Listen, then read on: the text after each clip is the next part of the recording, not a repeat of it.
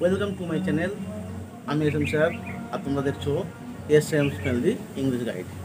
আজ আমরা West Bengal council of higher secondary এডুকেশনের অধীনে একাদশ শ্রেণীর ফার্স্ট সেমিস্টারের একটি পাঠ্য, যার নাম দ্য স্বামী অ্যান্ড মাদার ওরশিপ, এই পাঠ্যটিকে বাংলা ব্যাখ্যা সহ ফুটিয়ে তুলব। তাহলে চলো শুরু করি।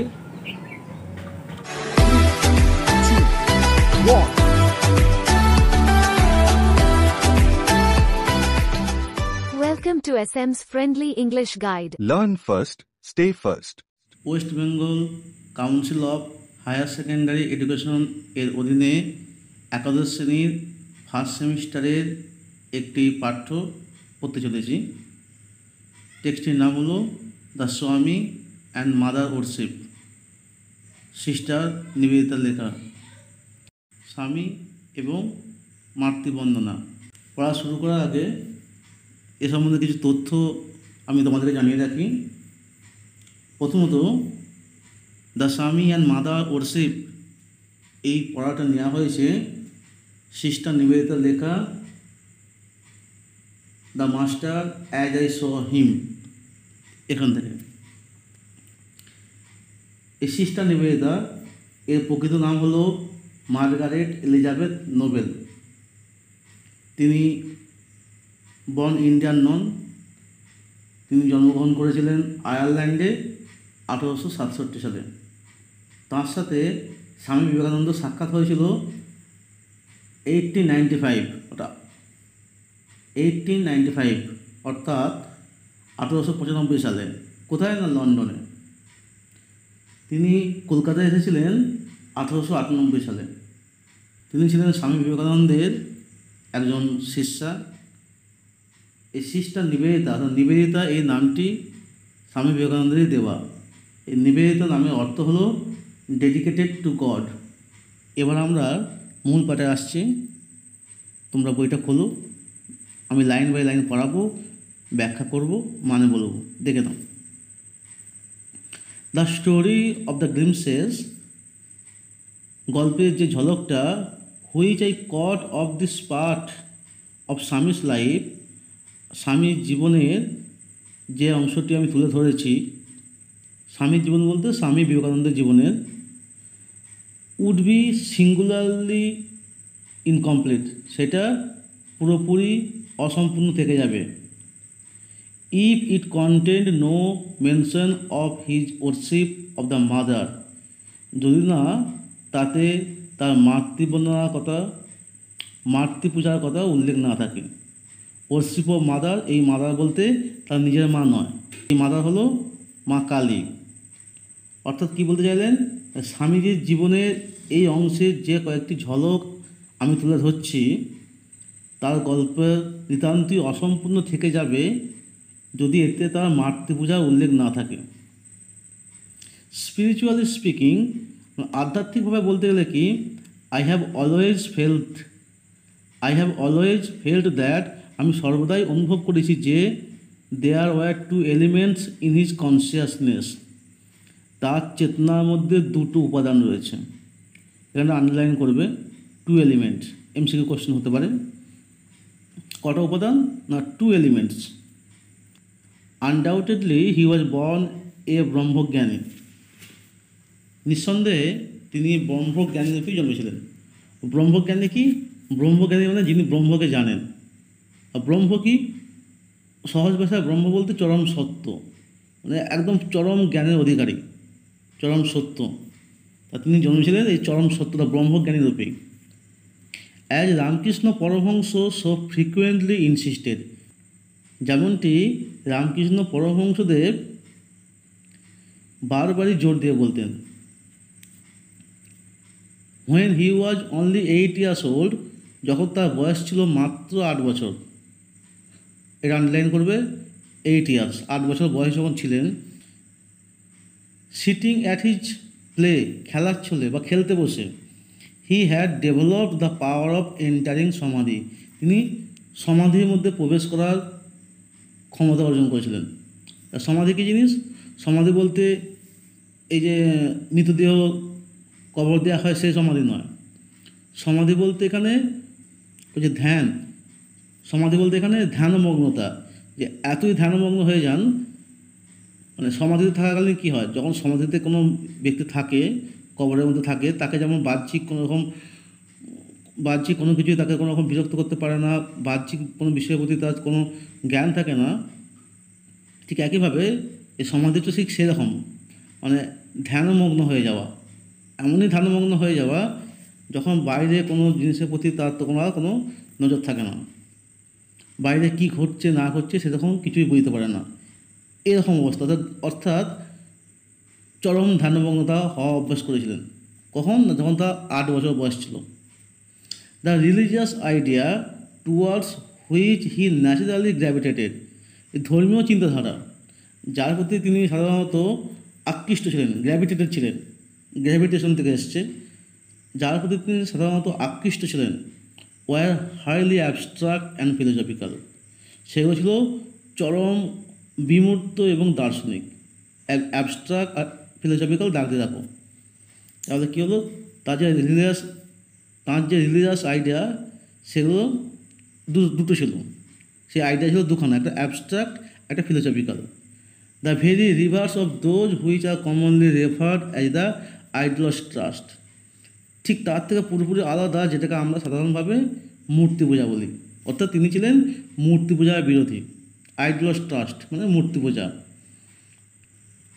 ইন হিজ ইউথ, তার যৌবনে, and presumably when he had already been some time under the influence of Sri Ramakrishna, এবং যখন তিনি সম্ভবত ইতিমধ্যেই রামকৃষ্ণের কিছুটা প্রভাবে প্রভাবিত হয়েছেন, he became a formal member of the সাধারণ ব্রহ্ম সমাজ, তিনি সাধারণ ব্রহ্ম সমাজের আনুষ্ঠানিক সদস্য হয়েছিলেন। এই সাধারণ ব্রহ্ম সমাজ দাগ দিয়ে রাখো, এমসিকিউ করতে পারেন। তাহলে সাধারণ ব্রহ্ম সমাজের তিনি আনুষ্ঠানিক সদস্য হয়েছিলেন। In England and America he was never known to preach anything that depended on a special form, যে ইংল্যান্ড এবং আমেরিকাতে তিনি কখনোই সেই সব বিষয়ে প্রিচ মানে ধর্মজ্ঞান ধর্মতত্ত্ব নিয়ে আলোচনা করতেন না, যেগুলো ওই স্পেশাল ফর্মের উপর ডিপেন্ড করে। অর্থাৎ স্পেশাল ফর্ম বলতে ওই জায়গা মূর্তি পূজা বা রূপ, তাকে ভিত্তি করে তৈরি কোনো কিছু বিষয় নিয়ে বক্তব্য রাখতেন না।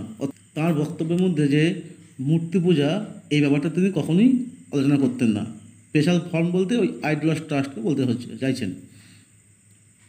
দ্য রিয়েলাইজেশন অফ ব্রাহ্মণ, অর্থাৎ ব্রহ্মকে উপলব্ধি করা, ওয়াজ ইজ অনলি ইম্পারেটিভ, ছিল তার একমাত্র অবজেক্ট, লক্ষ্য। দাগ দিয়ে রাখো যে রিয়েলাইজেশন অফ ব্রহ্ম, অর্থাৎ তার একমাত্র লক্ষ্য কী ছিল না, ব্রহ্মকে জানা, ব্রহ্মকে উপলব্ধি করা। দ্য অদ্বৈত philosophy his only system of doctrine, অদ্বৈত ফিলোসফি ছিল, অদ্বৈত দর্শন ছিল তার মতবাদের একমাত্র সিস্টেম। এটা দাগ দিয়ে রাখবে এখানটা। The Vedas and Upanishads his sole scriptural authority, বেদ এবং উপনিষদই ছিল তার একমাত্র আধ্যাত্মিক আধার। আধ্যাত্মিক জ্ঞান তিনি পেতেন শুধুমাত্র বেদ এবং উপনিষদ থেকেই। তা কী হলো, তার একমাত্র লক্ষ্য ছিল কি না, ব্রহ্মকে জানা। তার মতবাদের সিস্টেম কী ছিল, পন্থা কী ছিল না, অদ্বৈত ফিলোসফি, অদ্বৈত দর্শন। আর তার জ্ঞানের ভাণ্ডার ছিল, ধর্মীয় জ্ঞানের ভাণ্ডার ছিল বেদ উপনিষদ। অ্যান্ড ইয়েট, এবং তথাপি side by side with this, এর সাথে পাশে পাশে, it is also true that, এটা সত্য যে ইন ইন্ডিয়া, ভারতে, দ্য ওয়ার্ড মাদার, মা এই শব্দটি একই জিনিস। মাদার হচ্ছে, এই মা হচ্ছে মা Kali. The word mother was for ever on his lips, সর্বদাই তার মুখে লেগে থাকতো, তার ঠোঁটে লেগে থাকতো। তো ভারতে তিনি যখন ভারতে থাকতেন সবসময় তার মুখে মা শব্দটি লেগেই রয়েছে। হি স্পোক অফ হার, তিনি তার নিয়ে কথা বলতেন। As we of one deeply familiar in the house hold life, ঠিক যেমনটি আমরা আমাদের পারিবারিক জীবনে এই মা বাবা ভাই বোন সব এদের কথাবার্তা যেমন সবসময় আমাদের মুখে লেগে থাকে, ঠিক ভারতে যখন ছিলেন স্বামী বিবেকানন্দের ঠোঁটেতে সবসময় মা শব্দ লেগে থাকতো। আমাদের পরিবারের লোকজন যেমন আমাদের কাছে ফ্যামিলিয়ার পরিচিত, তেমনই মা কালীও যেন স্বামী বিবেকানন্দের কাছে খুব পরিচিত, সবসময় তিনি মা করতেন। He was constantly preoccupied with her, তিনি অনবরত প্রি অকুপাইড মানে অধিকৃত হয়েছিলেন উইথ হার, তার দ্বারাই, অর্থাৎ তার বলতে মা কালী, অর্থাৎ তিনি যেন সবসময় মায়াতেই বিভোর থাকতেন, সবসময় মা ধ্যান জ্ঞান করতেন। লাইক আদার চিলড্রেন, অন্যান্য ছেলেমেয়েদের মতো, হি ওয়াজ নট অলওয়েজ গুড, তিনি সর্বদা ভালো ছিলেন না। আমরা জানি বা আমরা ছোটোবেলায় গল্প পড়েছি নরেনে যে তিনি খুব দুষ্ট ছিলেন, খুব দুষ্টুমি করতেন। সামটাইম হি উড বি নটি অ্যান্ড রিবেলিয়াস, মাঝে মধ্যে তিনি হয়তো দুরন্ত বা দুষ্টু এবং বিদ্রোহী হয়ে পড়তেন। বাট অলওয়েজ টু হার, কিন্তু তার কাছে সর্বদাই, এখানে উজ্জ্ব রয়েছে বাকিটা, তার কাছে সর্বদাই শান্ত থাকতেন, তার বলতে মায়ের কাছে। দুষ্টুমি করতেন কিন্তু মায়ের কাছে সর্বদাই শান্ত। Never did he attribute to any other the good or evil that befell, বলছে তার জীবনে অর্থাৎ কখনোই তিনি ভালো মন্দ যাই ঘটুক না কেন সেটার দায় কখনো চাপাতেন না অন্যের ওপর, মানে অন্যের ওপর দায় চাপাতেন না, সমস্ত দায় চাপাতেন কি সব মা কালী, যা হচ্ছে মা কালী করেছে। On a certain solemn occasion, কোনো এক জাঁকজমকপূর্ণ অনুষ্ঠানে, he entrusted to a disciple a prayer to her, তিনি তার এক ডিসাইপেলকে মানে শিষ্যকে তার প্রতি প্রার্থনা একটা দায়িত্ব দিয়েছিলেন, তার প্রার্থনা করতে বলেছিলেন, তার প্রতি বলতে মায়ের প্রতি, অর্থাৎ মাকে প্রার্থনা করতে বলেছিলেন। That in his own life had acted as a veritable charm, যেটা যে প্রার্থনাটা তার নিজের জীবনে একটা, যেটা তার নিজের জীবনে একটা জাদুঘরের মতো কাজ করেছিল। অ্যান্ড মাইন্ড, এবং মনে রাখবি, হি অ্যাডেড সাডেনলি, তিনি হঠাৎ করে আবার বলতেন, turning with what was almost fierceness upon the receiver, হঠাৎ করে ফিয়ারনেস হয়ে বলতেন, একটু একটু রুষ্ট হয়ে বা রাগান্বিত হয়ে বলতেন, কার প্রতি না, আপন দ্য রিসিভার, রিসিভারের প্রতি। রিসিভার মানে যে গ্রহীতা, যে গ্রহণ করছেন, এখানে রিসিভার বলতে তাঁর শিষ্য, তাঁর শিষ্যর দিকে হঠাৎ করে ঘুরে বলতেন, মনে রাখবি, make her listen to her, তাকে তোর কথা শোনাবি, অর্থাৎ যখন মায়ের কাছে প্রার্থনা করবি এমনভাবে প্রার্থনা করবি মা যেন শুনতে পায়, শুনতে বাধ্য করবি মাকে। হোয়েন ইউ সেই, যখন তুই এটা বলবি, অর্থাৎ যখন প্রার্থনা করবি মাকে শুনতে বাধ্য করবি, অর্থাৎ এমনভাবেই প্রার্থনা করবি মা যেন শুনতে বাধ্য হন। None of that ক্লিঙ্গিং to mother, মায়ের কাছে কোনো রকম কৃপণতা নয়, বিড়বিড় করা নয়। যেমন আমরা ঘরের মাকে যখন আমরা বলি কোনো কিছু প্রার্থনা করি বা চাই কিছু, এমনই জোর দিয়ে বলা হয় যাতে মা দিতে বাধ্য হয়, ঠিক মাকেও তুই এমনভাবে প্রার্থনা করবি যেন মা শুনতে বাধ্য হয়, মা দিতে বাধ্য হয়, মাকে বাধ্য করবি, কোনো রকম বিড়বিড় করে কৃপণতা করে নয়। রিমেম্বার, মনে রাখবি, every now and then he would break out with some new fragment of description, এরকম খুঁটিনাটি তিনি অনেক বর্ণনা ছোটো দিতেন। The right hand raised in blessing, ডান হাত উঠে আছে আশীর্বাদ দেওয়ার জন্য। And left holding the sword, এবং বাম হস্তে ধরে আছে সোর্ড বা তলোয়ার, এটা মানে খড়গ, কারণ আমরা জানি মা কালীর হাতে খড়গ থাকে, তাই মা কালীর ডান হাত উঠে আছে আশীর্বাদ দেওয়ার জন্য, বাঁ হাত ধরে আছে খড়গ, তার দিয়ে রাখবে এটা, ডান হাতটা বাঁ হাতে এটা। হার কার্স ইজ ব্লেসিং, কী বললেন, আবার বললেন যে তার অভিশাপটাই আশীর্বাদ, মা যদি অভিশাপ দেন সেটাই আশীর্বাদ, কারণ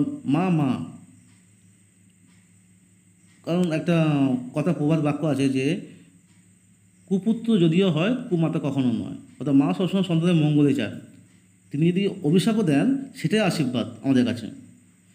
would be the sudden exclamation, এটা হঠাৎ বিস্মিত হয়ে বলা, that ended a long reverie, reverie মানে দিবানিদ্রা, এখানে রেভারি মানে দিবানিদ্রা ঠিক নয়, অর্থাৎ মায়ের প্রতি বিভোর হয়েছিলেন, সেই বিভোর থাকাকালীন হঠাৎ করে যেন সেখান থেকে জেগে উঠে বললেন আর কি, মগ্নতা শেষ করে দিয়ে বললেন কি, তার অভিশাপটি আশীর্বাদ।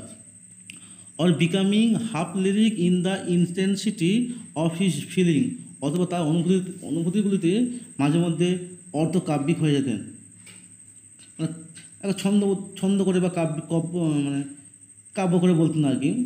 Deep in the heart of the hearts of our own, তার গভীরতম অন্তঃস্থল থেকেই, তার বলতে মায়ের অথবা মা কালীর, flashes the blood red knife of Kali, চকচক করে মা কালীর রক্তরাঙা তলোয়ার ছুরি। Worshippers of the mother are they from their birth, যে তারা জন্ম থেকেই মায়ের পূজারী, অর্থাৎ যারা মায়ের ভক্ত তারা হঠাৎ করে ভক্ত হয় না, তারা জন্ম থেকে ভক্ত হয়েই জন্মেছে। In her incarnation of sort, তার এই তলোয়ারের অবতারে, অর্থাৎ খড়গরূপী অবতারে, তার এই যে খড়গরূপী অবতার, অর্থাৎ যেটা রণংদেহী অবতার, সেই অবতারের প্রতি যারা পূজারী তারা জন্মসূত্রেই পূজারী, মানে পূজারী দেবী অত ভক্ত হয়েই জন্মেছে।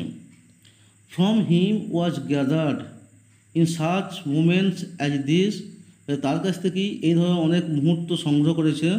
Almost every line and syllable of a certain short psalm, যে PSALM, এখানে পি আর এলটা উচ্চ আছে, সাইলেন্ট আছে, উচ্চ আছে সাম। সাম স্রোত বা শ্লোক, যে তার কাছে যখন ছোটোখাটো এরকম যে শ্লোক তিনি বলতেন সেগুলোকে তার কাছ থেকে আমি সংগ্রহ করেছিলাম।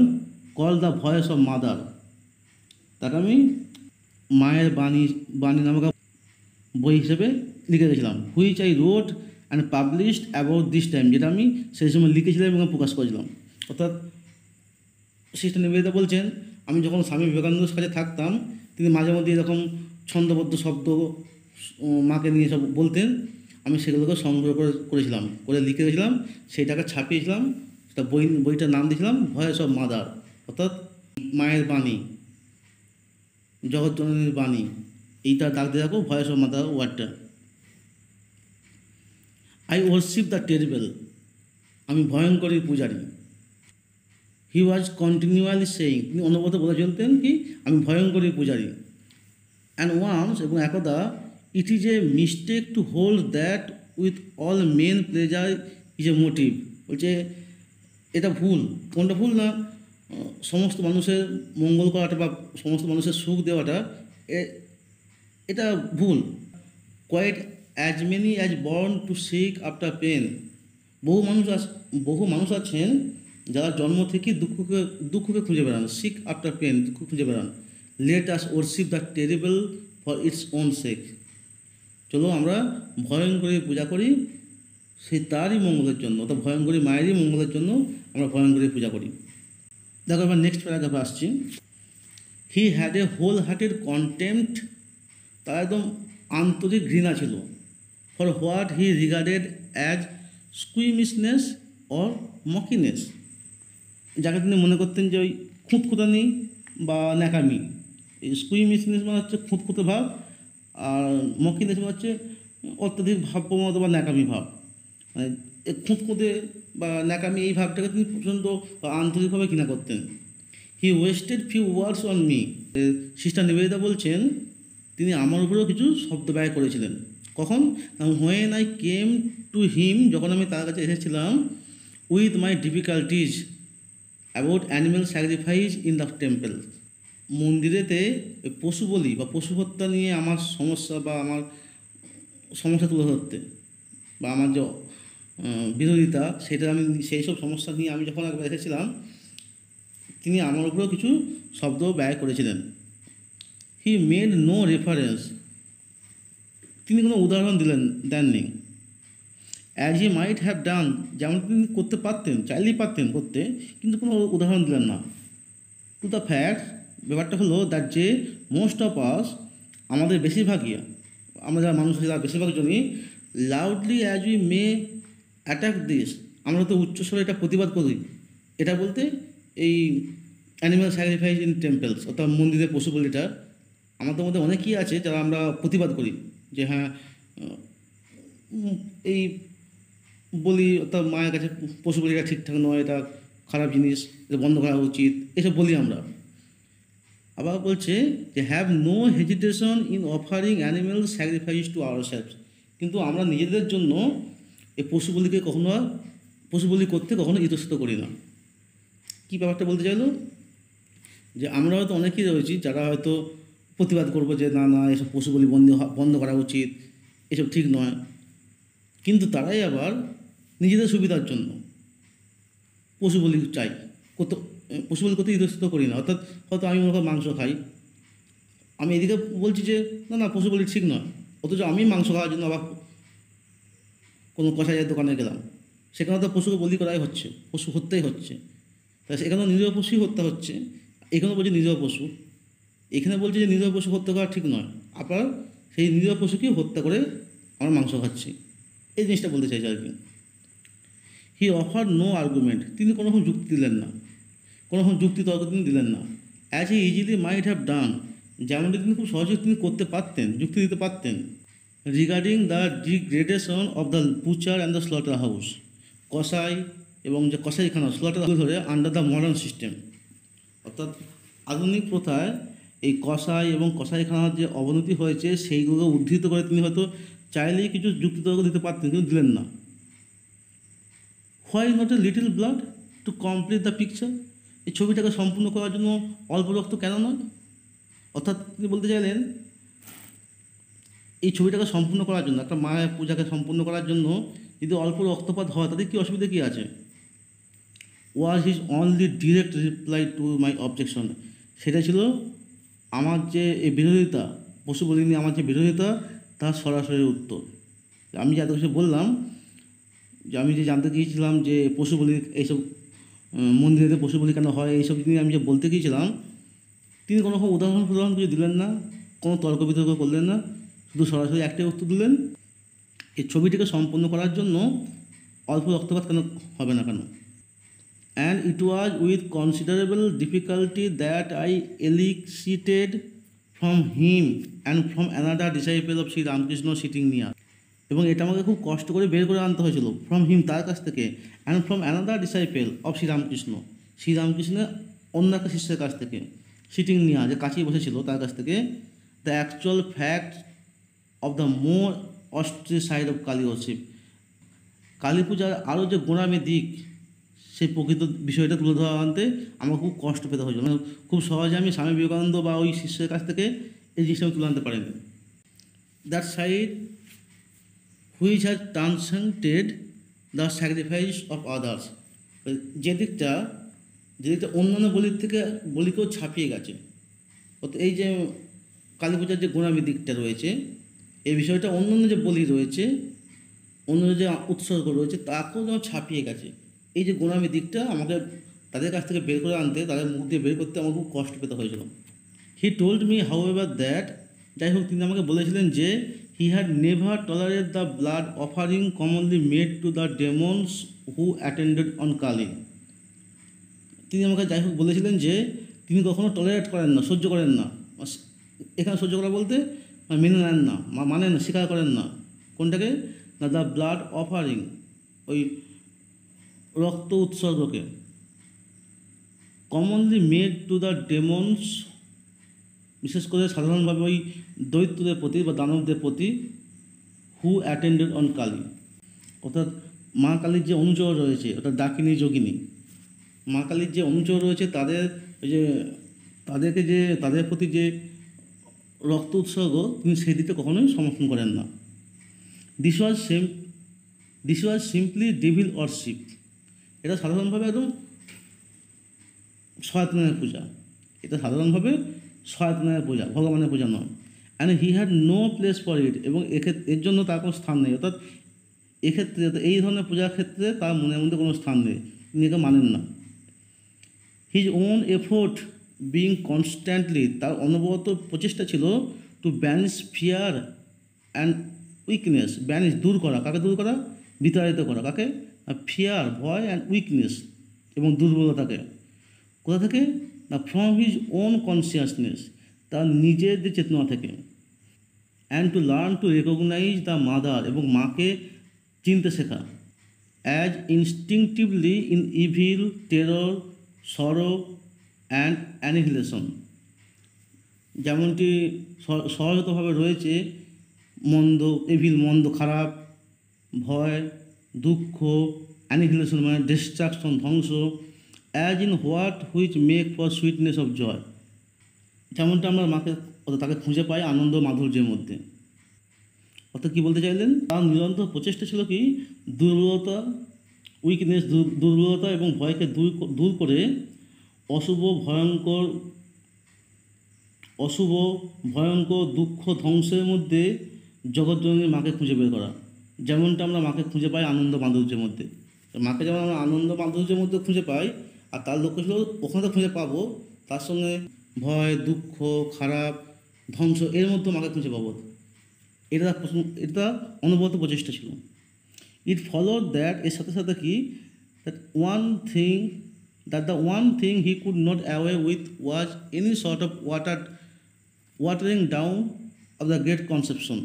তিনি কখনো এই মহান আদর্শগুলোকে ওয়াটারিং ডাউন করতেন, অর্থাৎ জল ঢেলে দিতেন না, অর্থাৎ তাকে সংকীর্ণ করে দেখতেন না।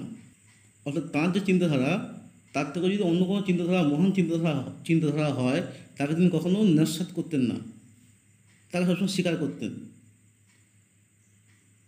ফুলস, মূর্খরা, হি এক্সক্লেমস ওয়ান্স, তিনি একবার বিস্মিত হয়ে বলেছিলেন যে মূর্খরা, as he dwelt in quiet talk, কখন বলেছিলেন না, যখন তিনি as he dwelt in quiet talk on the worship of the terrible, যখন তিনি শান্তভাবে বসে বসে এই ভয়ঙ্করী পূজা নিয়ে আলোচনা করছিলেন, on becoming one with the terrible, এবং ভয়ঙ্করের সাথে একাত্ম হয়ে গিয়ে, অর্থাৎ ভয়ঙ্করী পূজা এবং ভয়ঙ্করের সাথে একাত্ম হওয়া নিয়ে যখন আলোচনা করছিলেন শান্তভাবে, হঠাৎ করে তিনি কি বলে বললেন, ফুল, মূর্খরা, they put a garland of flowers round thy neck, তারা তোমার গলায় ফুলের মালা দেয়, and then start back in terror, তারপর ভয়ে ভয়ে পিছিয়ে আসে, অ্যান্ড কল দি, এবং তোমাকে বলে the merciful, Dayamoyee.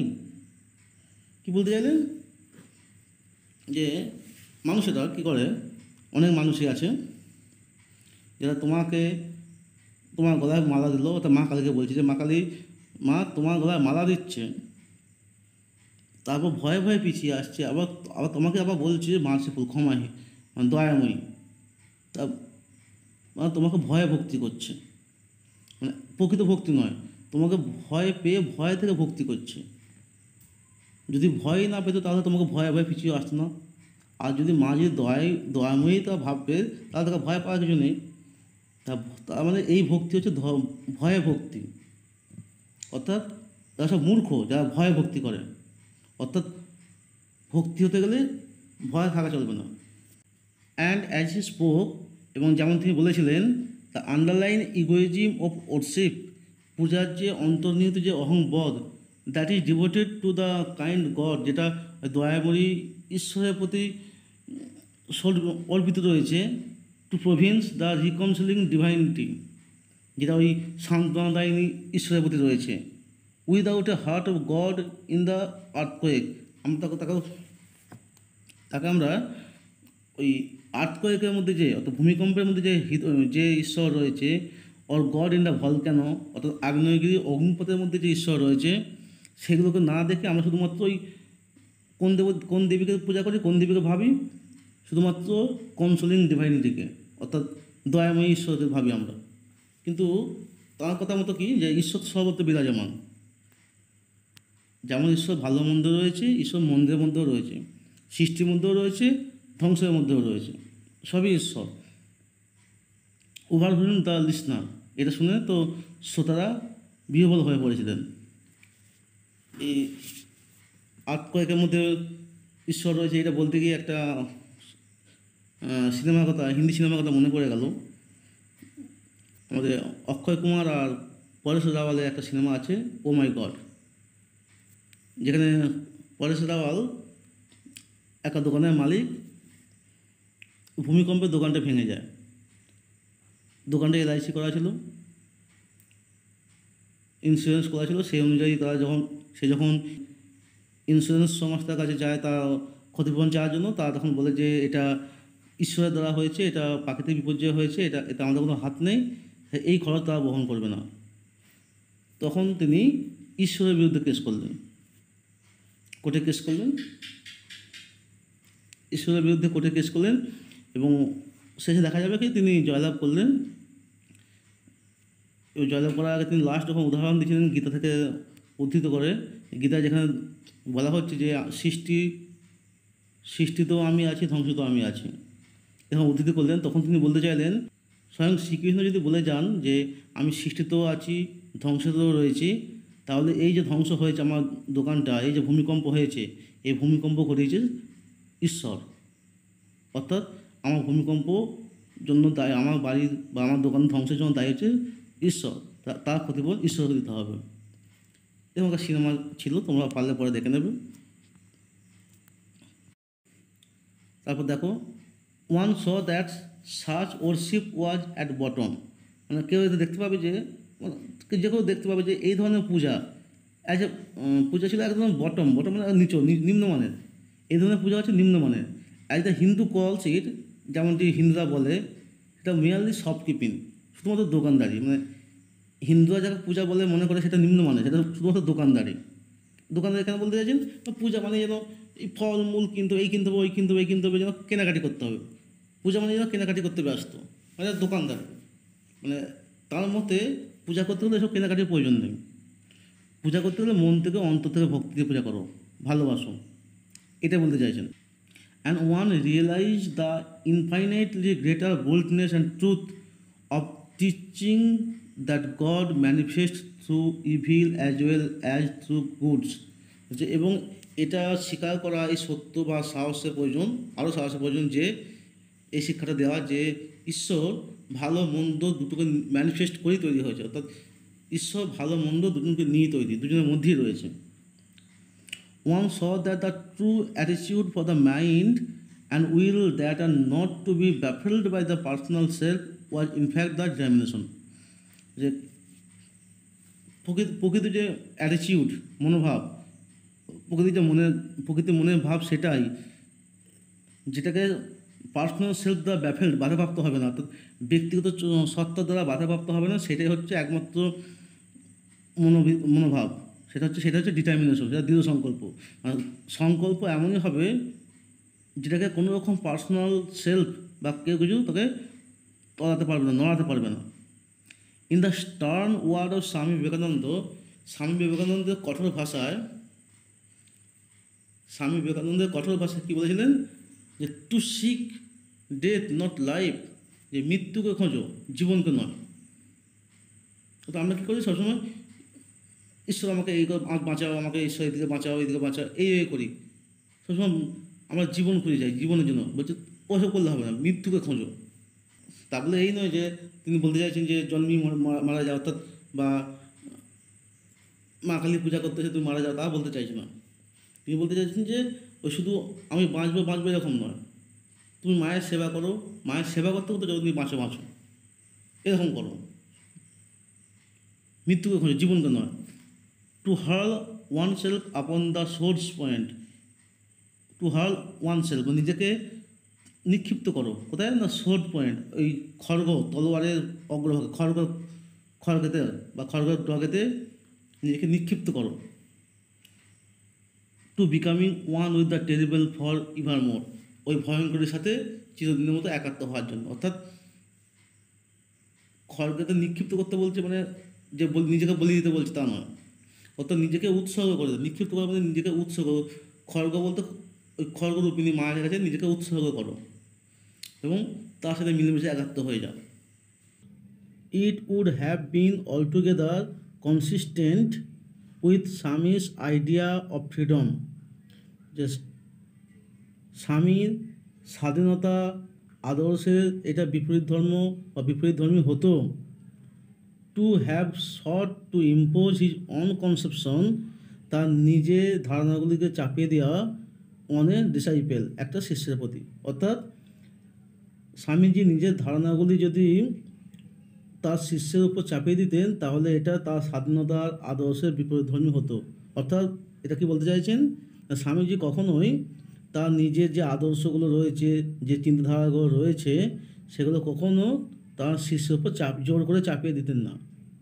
But everything in my past life as an educationist, কিন্তু আমার অতীত জীবনের একজন শিক্ষাবিদ হিসাবে, এখানে দাগ দিয়ে রাখো এডুকেশনিস্ট, অর্থাৎ স্বামীজির সঙ্গে সাক্ষাৎ হওয়ার আগে সিস্টার নিবেদিতা ছিলেন একজন educationist.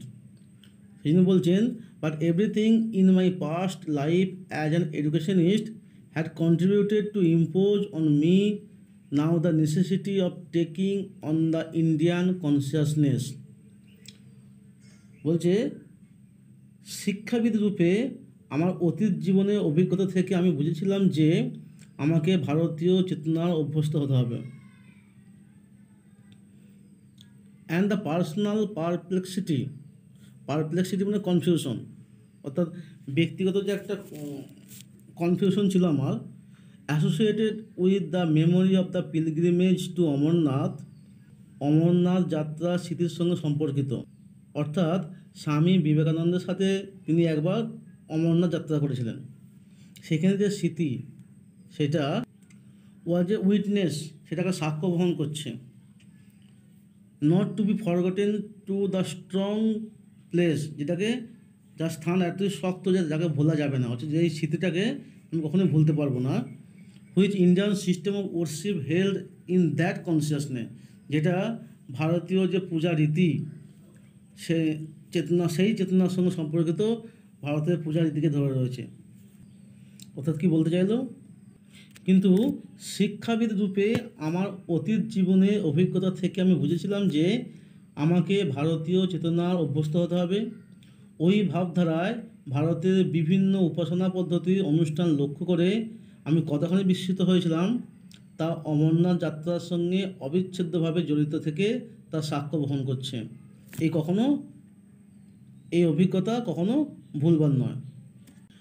I said my self therefore to enter into Kali worship. ঠিক সেইভাবে আমি কালী পূজার রহস্য উন্মোচনের প্রচেষ্টা শুরু করলাম। আমি নিজেকে কী সেট করলাম, কীভাবে সেট করলাম না, আমি কালী পূজার রহস্য বা কালী পূজার মধ্যে প্রবেশ করবো, অর্থাৎ কালী পূজার রহস্য উন্মোচন করব। কেমনভাবে? As one would set oneself to learn a new language, যেমনটি কেউ একজন নতুন ভাষা শিখতে গেলে করে। Or to take birth deliberately, অথবা জন্ম নেয় ইচ্ছাকৃতভাবে, পারহ্যাপ সম্ভবত ইন এ নিউ রেস, নতুন কোনো জাতিতে ইচ্ছাকৃতভাবে জন্ম নেয়। কিন্তু এখানে একটা জিনিস দেখো, তোমাদের একটা কনফিউশন হবে, জন্ম বা মৃত্যু সে তো আমাদের হাতে লেখা নয়, আমরা চাইলেই অন্য জাতি বা ধর্মে জন্মগ্রহণ করতে পারি না। তাহলে এইটা সাহায্যে কী বলতে চাইলেন? অর্থাৎ ধর্মান্তরিত হওয়ার ব্যাপারটা বলতে চাইলেন। হয়তো তিনি রয়েছেন খ্রিস্টান, হলেন ধর্ম পরিবর্তন করে হলেন হিন্দু বা মুসলিম, বা মুসলিম থেকে হিন্দু বা হিন্দু থেকে মুসলিম, এই যে ধর্ম পরিবর্তন হওয়া নিজের ইচ্ছায়, তা হওয়ার জন্য এই ধর্ম পরিবর্তন করার জন্য বা জাতি পরিবর্তন করার জন্য অথবা নতুন ভাষা শেখার জন্য যেমনভাবে মানুষ তাকে সেট করে বা প্রতিস্থাপন করে, ঠিক আমিও সেইভাবে কালী পূজার রহস্য উন্মোচনের জন্য নিজেকে প্রতিস্থাপন করলাম। টু দিস ফ্যাক্ট, এই বিষয়ে আই ওড ইট দ্যাট, আমি এটা ঋণী থাকবো যে I was able to understand as much as I did of our masters life and thought. অর্থাৎ কী বলতে চাইলেন, যে আমি এই বিষয়ে বাধিত যে এর ফলে বা এই জন্য বা এই যে কালী পূজার রহস্য উন্মোচন করতে শুরু করেছিলাম আমি, এই জন্য আমি স্বামীজির জীবন এবং চিন্তাধারাকে বুঝতে সক্ষম হয়েছিলাম। স্টেপ বাই স্টেপ, ধীরে ধীরে, গ্লিমসেস আফটার গ্লিমসেস, মানে একটু একটু করে ঝলক, গ্লিমস মানে ঝলক, মানে এক ঝলক করে, একটু একটু করে এক ঝলক করে I began to comprehend a little, আমি অল্প অল্প করে বুঝতে শুরু করেছিলাম। কম্প্রিহেন্ড মানে আন্ডারস্ট্যান্ড, বুঝতে পারা। অ্যান্ড ইন ম্যাটার রিলিজিয়াস, এবং ধর্মের দিক থেকে, ধর্মের বিষয়ে তিনি ছিলেন উইদাউট নোয়িং ইট, এটা না জেনেই এ বর্ন এডুকেটর, তিনি ছিলেন জন্ম শিক্ষক। অর্থাৎ কী বলতে চাইলেন, যদি ধর্মের দিক থেকে দেখা হয় তাহলে স্বামীজি, যদিও তিনি জানতেন না, স্বামীজি নিজে জানতেন না, কিন্তু সিস্টার নিবেদিতা বলছেন তিনি জন্ম থেকেই যেন ধর্মের শিক্ষক। অর্থাৎ ধর্ম বিষয়ে তাকে যে ধরনের প্রশ্ন যখনই খুশি করা হবে না কেন, তিনি সঙ্গে সঙ্গে উত্তর দিতে পারতেন। হি নেভার চেকড, তিনি কখনও চেক করতেন না। চেক মানে বাধা দেওয়া, তিনি কখনো বাধা দিতেন না। কাকে বাধা দিতেন না? এ স্ট্রাগলিং থট, একটা আন্দোলনকারী চিন্তাধারা। আন্দোলনকারী চিন্তাধারা বলতে বিপরীত ধর্মীয় চিন্তাধারা। অর্থাৎ স্বামীজি হয়তো ভাবছেন অন্য একটা বিষয়, সেই বিষয়টা অন্যকে অন্যভাবে ভাবছেন, এই যে অন্য ধরনের ভাবা, এটাকে তিনি কখনো বাধা দিতেন না, যে তুমি কেন ভাবছো এটা এইরকমই হবে না, এটাই ঠিক, এরকম তিনি করতেন না। যে যেমন করে খুশি ভাবুক, তাকে কখনো তিনি বাধা দিতেন না। Being with him one day, একদিন তার সাথে থাকাকালীন, when an image of Kali was ব্রট in, যখন একটা কালীর ছবি, মা কালীর ছবি আনা হলো আর কি, মানে অর্থাৎ স্বামীজির সাথে একদিন সেই সময় সিস্টার নিবেদিতা উপস্থিত ছিলেন, সেই সময়কার কালীর ছবি, মা কালীর ছবি আনা হলো। And noticing some passing expression, এবং কিছু ভাব লক্ষ্য করে, পাসিং এক্সপ্রেশন মানে কিছু অভিব্যক্তি, মানে যারা বসেছিল তার মধ্যে হতে পারে, বা যখন ছবিটা নিয়ে যাওয়া হচ্ছে ছবিটা মুখের মধ্যে একটু যাওয়ার সময় যে বিভিন্ন কিছু একটা ভাব লক্ষ্য করেছিলেন। অনেক সময় হয় না যে কোনো একটা ছবিকে এই দিক থেকে দেখলে অন্যরকম দেখায়, ওই সামনে সামনে গেলে অন্যরকম দেখায়, আবার অন্য পাশ থেকে দেখলে অন্যরকম দেখায়, এই ধরনের একটা অভিব্যক্তি, এইগুলো লক্ষ্য করে আই সাডেনলি সেড, আমি হঠাৎ করে বলেছিলাম, আমি বলতে সিস্টার নিবেদিতা হঠাৎ করে বললেন, স্বামীজিকে বললেন, কি বললেন, পারহ্যাপস, সম্ভবত, Swamiji Kali is the vision of Shiva. তিনি কী বললেন, স্বামীজি মা কালী হয়তো শিবের একটা উপলব্ধ মূর্তি বা বাহ্যিক রূপ। ইসি, তিনি কি তাই? বা জিজ্ঞাসা করলেন যে আমি এটা ভাবছি যে মা কালী হচ্ছে শিবেরই একটা মূর্তি, তিনি কি তাই? তখন স্বামীজি কী করলেন, he looked at me for a moment, তিনি কিছুক্ষণ আমার দিকে তাকালেন, তাকে আবার কী বললেন, দেখো কোটেশন দিয়ে আছে, কী বললেন তিনি, ওয়েল বেশ ভালো, express it in your own way, এটাকে তুমি নিজের মতো করে প্রকাশ করো।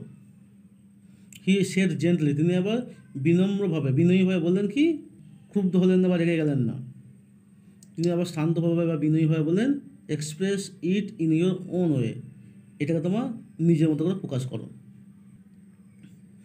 অ্যানাদার ডে, আর একদিন, হি ওয়াজ গোয়িং উইথ মি, তিনি আমার সাথে যাচ্ছিলেন, অর্থাৎ স্বামী বিবেকানন্দের সাথে সিস্টার নিবেদিতা একসঙ্গে যাচ্ছিলেন, কোথায়, টু ভিজিট দ্য ওল্ড মহর্ষি দেবেন্দ্রনাথ টেগর, প্রবীণ মহর্ষি দেবেন্দ্রনাথ ঠাকুরের সঙ্গে দেখা করতে। এই মহর্ষি দেবেন্দ্রনাথ টেগর, এই ওয়ার্ডে দাগ দিয়ে রাখবে, কার সাথে দেখা করতে যাচ্ছিলেন, না দেবেন্দ্রনাথ ঠাকুরের সাথে। তিনি কে, না রবীন্দ্রনাথ ঠাকুরের পিতা। আমরা জানি রবীন্দ্রনাথ ঠাকুরের পিতাকে মহর্ষি বলা হয়, সেই মহর্ষি দেবেন্দ্রনাথ ঠাকুরের সাথে দেখা করতে যাচ্ছিলেন, আন্ডারলাইন করে রাখবে। কোথায় যাচ্ছিলেন, in the seclusion of his home in Jorasanko তার নির্জন বাড়িতে, দাগ দিয়ে রাখবো জোড়াসাঁকোর বাড়ি, দাগ দিয়ে আন্ডারলাইন করে রাখো, এমসিকিউ থাকবে। সিস্টার নিবেদিতা কী বলছেন, না একদিন তিনি আমার সাথে জোড়াসাঁকো তার নির্জন বাড়িতে প্রবীণ মহর্ষি দেবেন্দ্রনাথ ঠাকুরের সাথে দেখা করতে যাচ্ছিলেন। অ্যান্ড বিফোর উই স্টার্টেড, এবং আমরা রওনা দেওয়ার আগেই, আমি তখন যাত্রা শুরু করিনি আর কি, সেই সময়ই হি কোশ্চেন মি, তিনি আমাকে প্রশ্ন করেছিলেন, তিনি বলতে স্বামীজি আমাকে বলতে নিবেদিতাকে প্রশ্ন করেছিলেন, অ্যাবাউট এ ডেথ সিন, একটা মৃত্যু দৃশ্য সম্বন্ধে, এটা অন্তিম দৃশ্য সম্বন্ধে, অ্যাট হুইচ, যাতে আই হ্যাড বিন প্রেজেন্ট, আমি উপস্থিত ছিলাম, দ্য নাইট বিফোর, আগে রাত্রে, দ্য নাইট বিফোর বলতে ইয়েস্টারডে, তো গতকাল একটা অন্তিম দৃশ্য বা কারো মৃত্যুকালীন দৃশ্যতে আমি উপস্থিত ছিলাম। সিস্টার নিবেদিতা বলছেন, আমি সেই দৃশ্যে উপস্থিত ছিলাম, আমি তখন ছিলাম, সেই সম্বন্ধে আমাকে কিছু প্রশ্ন করেছিলেন। আই টোল্ড হিম ইগারলি, আমি তাকে উদ্গ্রীবভাবে বা কৌতূহলীভাবে বলেছিলাম, অফ দ্য সাডেন রিয়েলাইজেশন, হঠাৎ উপলব্ধি, that had come to me, যেটা আমার মনে এসেছিলো, অর্থাৎ আমার কাছে হঠাৎ যে উপলব্ধি হয়েছিল সেটা আমি তাকে কৌতূহলীভাবে জানিয়েছিলাম। কী বলেছিলাম, দ্যাট যে রিলিজিয়নস ওয়ার অনলি ল্যাঙ্গুয়েজ, ধর্মগুলি হলো একমাত্র ভাষা, and we must speak to a man in his on language, এবং আমাদেরকে অবশ্যই কোনো ব্যক্তির সাথে তার নিজের ভাষায় কথা বলতে হবে। তার ধর্ম হলো ভাষা, আর কারোর সঙ্গে কথা বলতে গেলে তার নিজের ভাষায় কথা বলতে হবে। অর্থাৎ হয়তো আমার কোনো মুসলিম বন্ধু আছে, আমি তার সঙ্গে যখন কথা বলবো তার মুসলিম ভাষাতেই কথা বলবো, আমাদের বোঝার সুবিধা হবে। বা আমি হয়তো সাপোজ একটু অন্যদিকে ভাবো, সাপোজ হয়তো তুমি হয়তো গেলে চায়না গেলে, চীন গেলে, তাদের ভাষা চীনা ভাষা, এবার তুমি যদি তাকে তোমার বাংলা ভাষায় কথা বলো, সে নিশ্চয়ই বুঝতে পারবে না। আবার সে যদি তোমাকে চীনা ভাষায় কথা বলে, তাহলে তুমিও বুঝতে পারবে না। তাহলে সে যখন তোমার সঙ্গে কথা বলবে, তাকে কী বলতে হবে, তাকে বাংলা ভাষায় কথা বলতে হবে, তোমার ভাষায়, তোমার ল্যাঙ্গুয়েজে। তবেই তুমি বুঝতে পারবে। একইভাবে তুমি যখন তার সঙ্গে কথা বলবে, তা তোমাকে তার ভাষা, তার চীনা ভাষায় কথা বলতে হবে, নাহলে সে বুঝতে পারবে না। অর্থাৎ সেই জন্যই বলতে চাইছেন যে কারোর সাথে কথা বলতে গেলে তাকে তার ভাষায় কথা বলতে হবে। His whole face lighted up, তার সমগ্র মুখমণ্ড আলোকিত হয়েছিল। অ্যাট দ্য থট, চিন্তাধারায়, মানে এটা আমি বলার পর তিনি যেন খুশি হলেন, তার মুখটা যেন খুশিতে আলোকিত হয়ে উজ্জ্বল হয়ে উঠল। ইয়েস, হ্যাঁ, হি এক্সক্লেমড, তিনি বিস্মিত হয়ে বললেন। তিনি কি হঠাৎ করে বলে বললেন হ্যাঁ হ্যাঁ, তিনি বিস্মিত হয়ে বললেন হ্যাঁ। And Ramakrishna Paramahamsa was the only man, এবং রামকৃষ্ণ পরমহংস ছিলেন একমাত্র ব্যক্তি হু টট দ্যাট, যিনি এটা শিখিয়েছিলেন। এটা বলতে কোনটা? এটা বলতে যে ওই কারোর সঙ্গে কথা বলতে হলে তার সঙ্গে তার নিজের ভাষায় কথা বলতে হবে, এই জিনিসটা শ্রী রামকৃষ্ণ একমাত্র ব্যক্তি যিনি শিখিয়েছিলেন। He was the only man who ever had the courage, Ramakrishna Vivekananda বলছেন তিনি একমাত্র ব্যক্তি যার সাহস ছিল টু সে দ্যাট, এটা বলা যে we must speak to all men in the on language, আমাদেরকে অবশ্যই সকল লোকের সঙ্গে কথা বলতে হবে তাদের নিজের ভাষায়। এই কথাটা যে কোনো ব্যক্তির সাথে কথা বলতে হলে তার সাথে তার নিজের ভাষায় কথা বলতে হবে, তার নিজের ধর্মের কথা বলতে হবে, এই কথাটা বলা একমাত্র সাহস ছিল শ্রী রামকৃষ্ণের।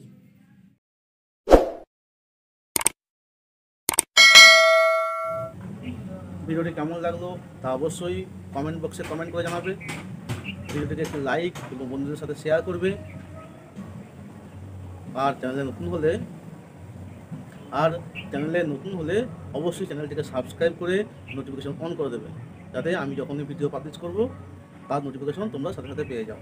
ধন্যবাদ, দেখা হচ্ছে পরের ভিডিওতে।